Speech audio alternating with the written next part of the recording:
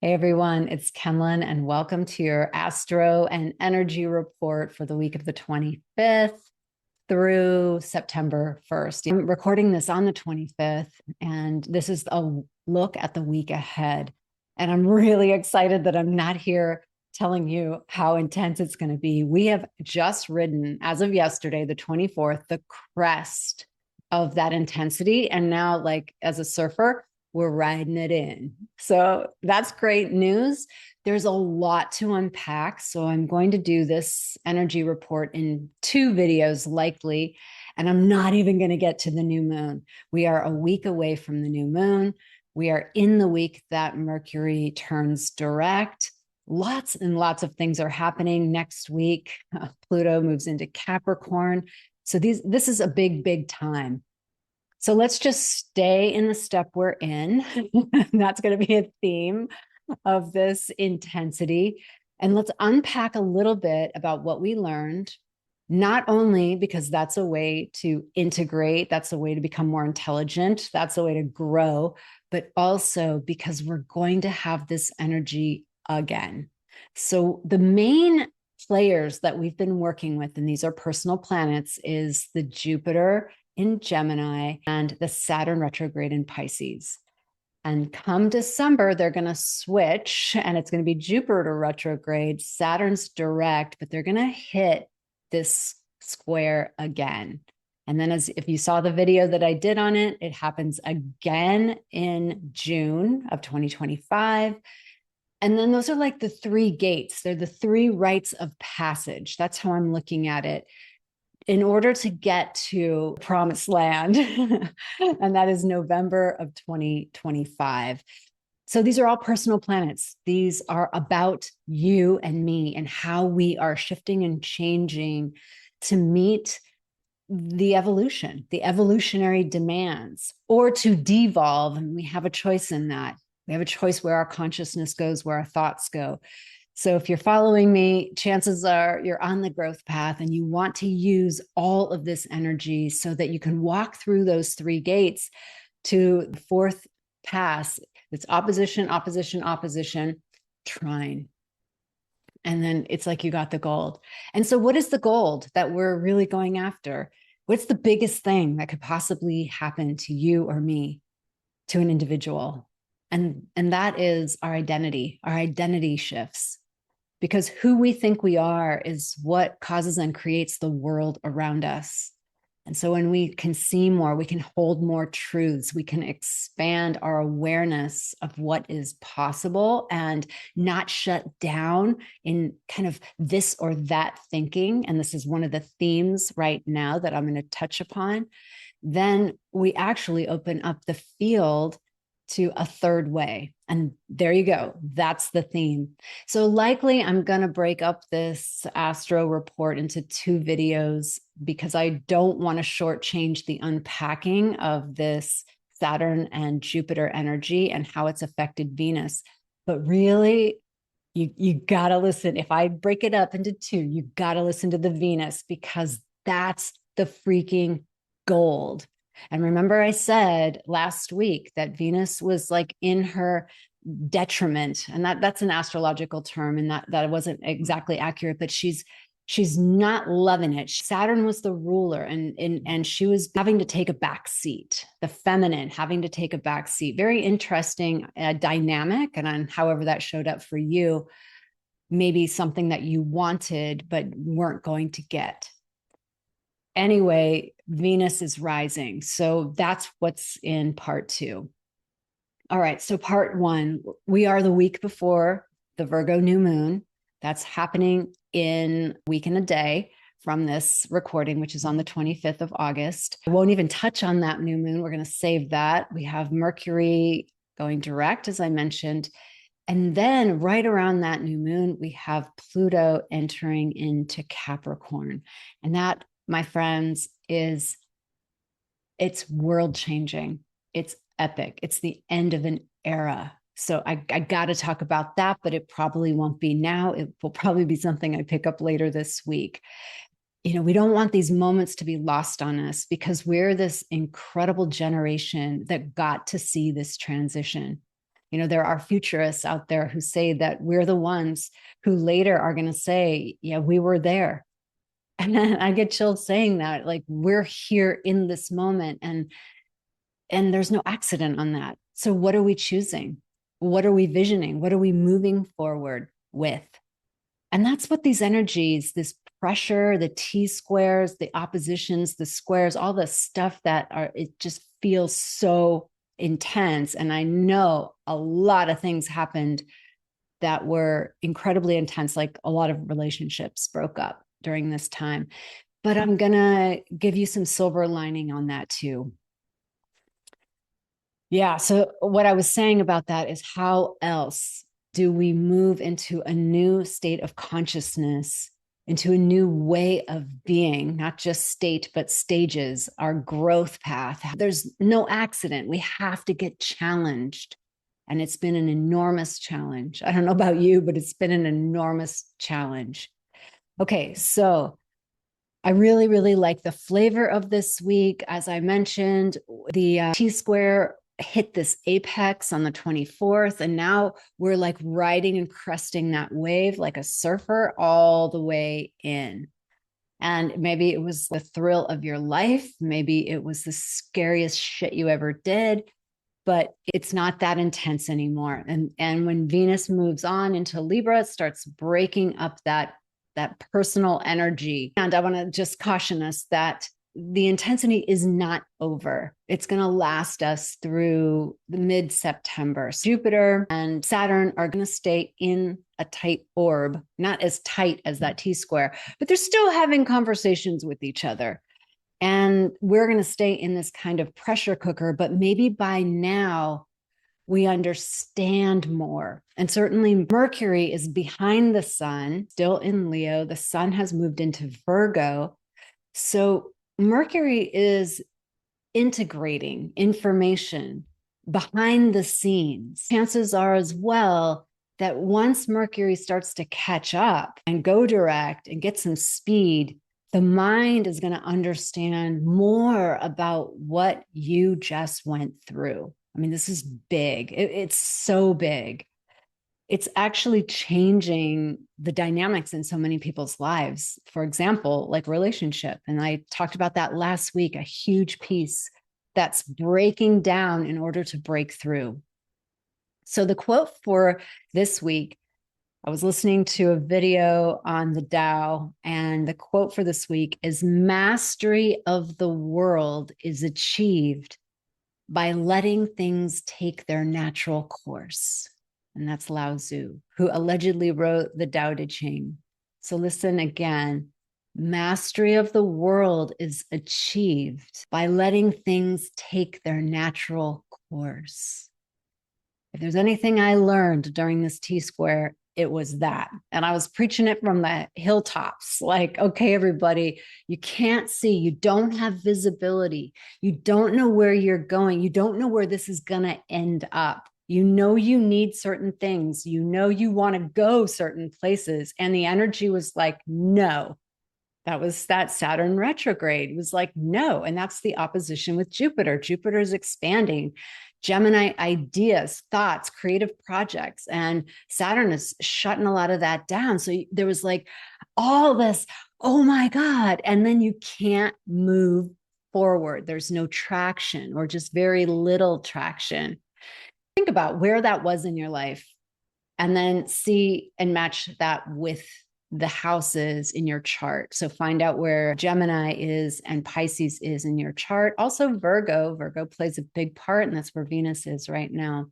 Leo too. Now we're moving into the Virgo energy, and soon this week we're going to move into some Libra energy, and Venus is going to be so happy.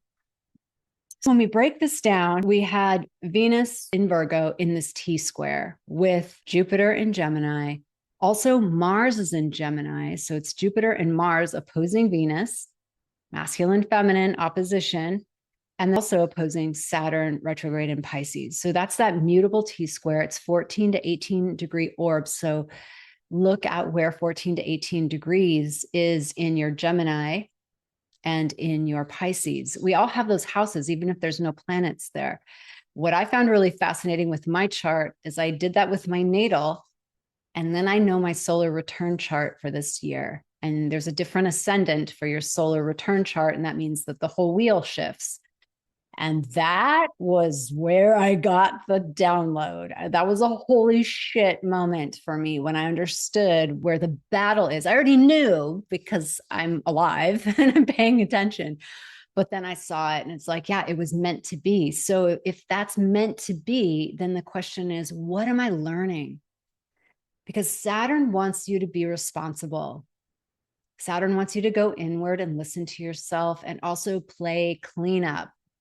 What are the things that you maybe didn't attend to? It's not Monday night quarterbacking on your life, like, oh, I should have done this. It's actually learning for the future. You did what you did. I did what I did. I set up my structure, my life, whatever, in that way. And now that's where the rub is. So what's interesting about these mutable signs is that Gemini, as well as Pisces, are both signs of duality. So Pisces, the duality of oneness and in the body, and Gemini, the two parts of the brain. And just always the two choices, just the duality of this and that. So what the pressure is doing is asking you to sit in it. And that's where I say mastery of the world is achieved by letting things take their natural course. So pressurized, sit in it, feel it, breathe through it, do all your practices, shake, long, deep breathing, alternate nostril breathing, whatever it is that you know how to do to stay in the fire and let yourself alchemize. Because what's going to happen and what is already happening is there's a third way that pops through. Can you just kind of imagine that pressure? When Brian Swim, he's a cosmologist, and he was talking about how we went from being a single cell being to a multi-cell. This is evolutionary process to a multi-cell being. Can you imagine the pressure in that single cell being? Like the membranes literally, and they showed this single cell going boop, and it popped into two because there was just so much pressure. It had to have a release. And that's the way that this duality, there's some way that you're caught in a duality. And the pressure, if you let it sit there, will work itself out. And like the water, like is that the Tao loves the water imagery, the water will find its way. And that will enlighten you to a transcendent third. And in that transcendent third, you'll know the answer.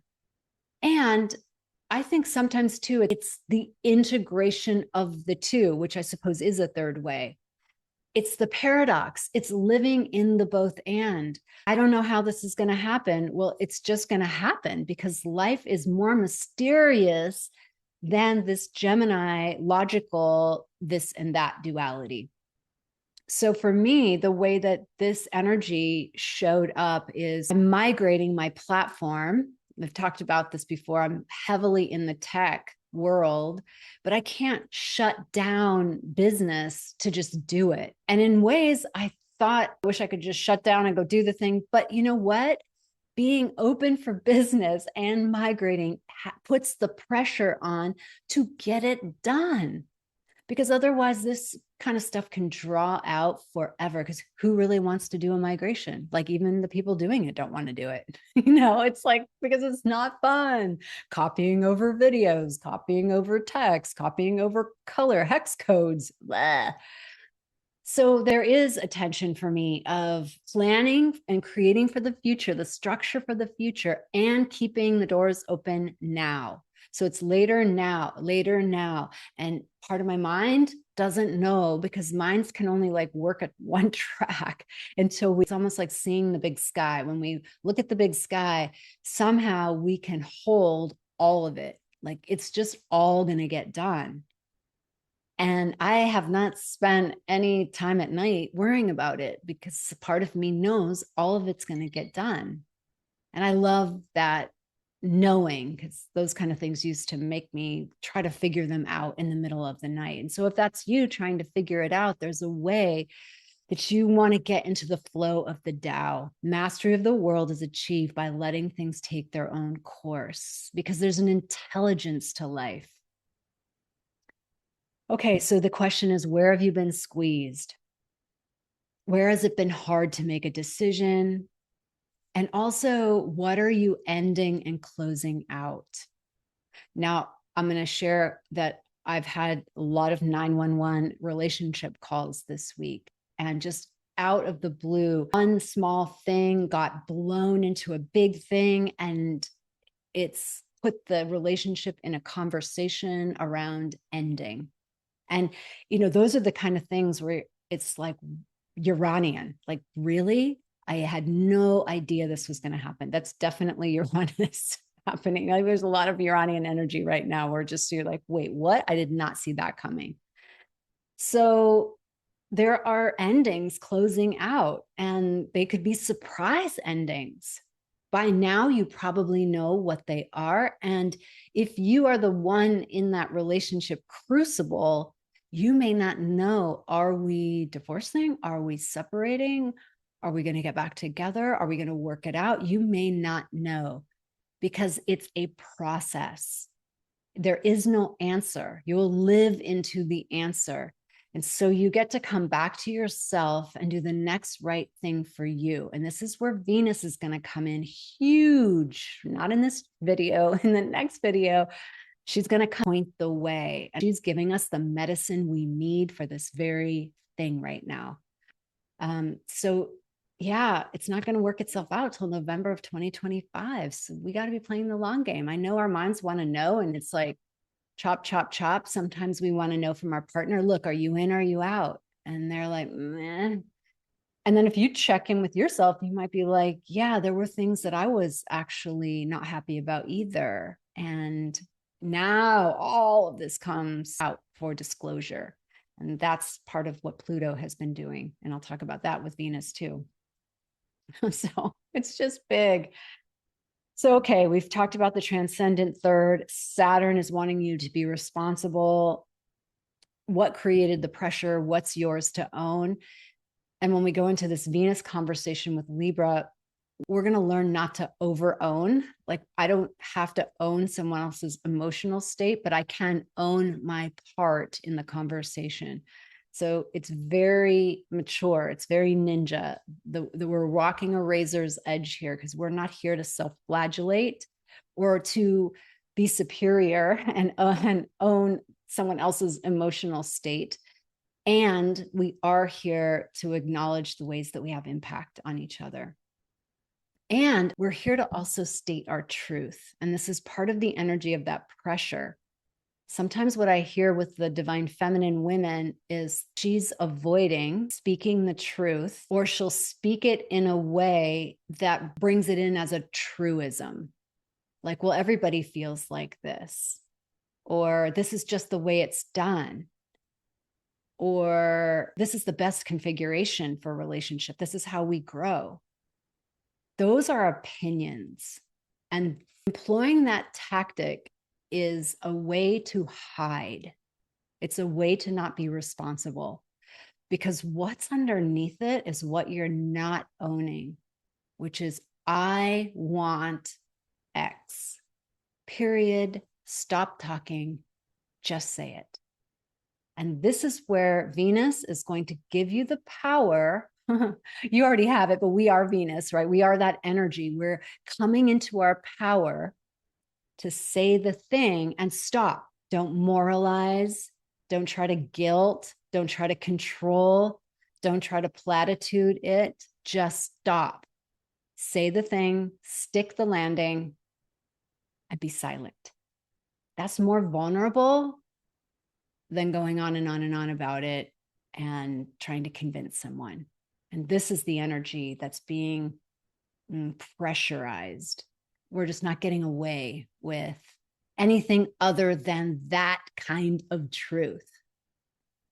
All right. So as of Wednesday, there's what happens.